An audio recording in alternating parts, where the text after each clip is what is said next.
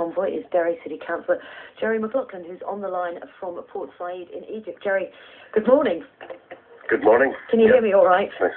Okay. I can, and it's nice to hear your voice, nice to hear someone from Derry. Oh, good news, good stuff. Tell us what the convoy is all about, Jerry. You're there in a personal capacity, really. Yeah, well, I'm there representing my party as an elected representative, to witness the convoy going into Gaza.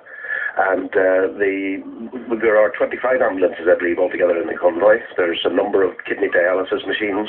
There are several wheelchairs, and there's a significant amount of medication that was requested by doctors in Gaza as necessities for the people there.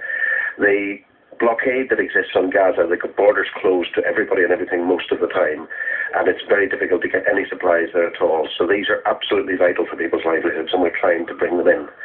Unfortunately, we've had a lot of difficulties. Yes, Initially, we were to meet the convoy at Alexandria and drive from there to Al Arish and across the border at Al Rafah.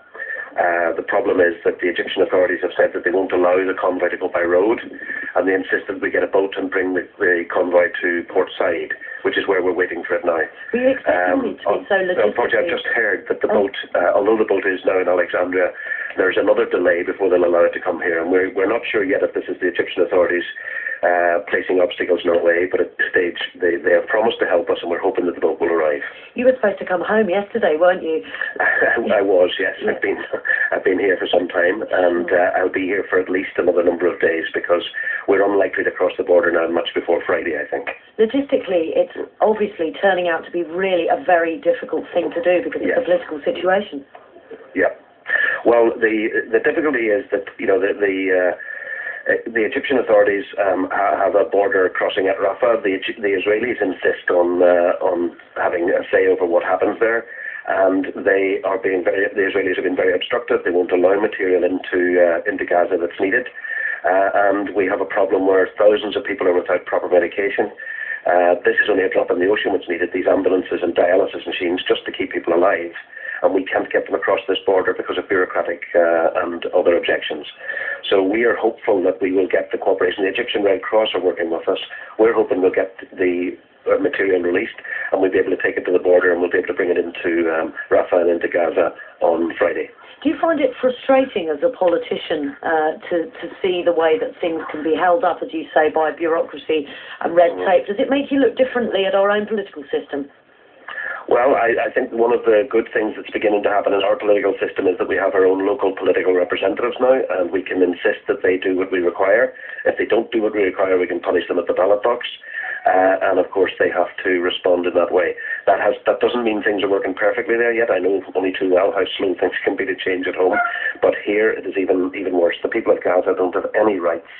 They're not allowed to come out. They're not allowed to go in. They're not allowed to have medication. They're not allowed to have even water. They're not allowed to cleaning plants to clean the water in order to turn the seawater into drinkable water. They're not even allowed that to cross the border, so it's disgraceful.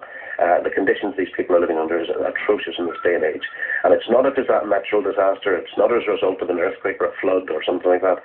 This is a result of decisions by the Israeli government and others to punish these people because they don't like the way that these people vote.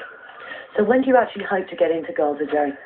Well, we were hoping that we'd get in on Thursday. I think now it's going to be Friday. I just heard minutes before you brought me on, I had an update from Alexandria, and that was that the boat was been delayed. Possibly it will not leave today as we expected it to. We are not sure yet if that's another obstruction or if it's just one of those problems that can happen. We are hopeful the boat will arrive here tomorrow. We're hoping we can drive to the border and then enter on Friday. Well, the best of luck with it, and Jerry, we'll see you when you get back. Thanks a million. Bye-bye. Jerry McLaughlin there from Port Said in Egypt. Kind of puts our political system into perspective, really, doesn't it, when you hear about how difficult it is to get aid to people out there. Well, this morning, or rather not this morning, this weekend, I believe, the Chronicles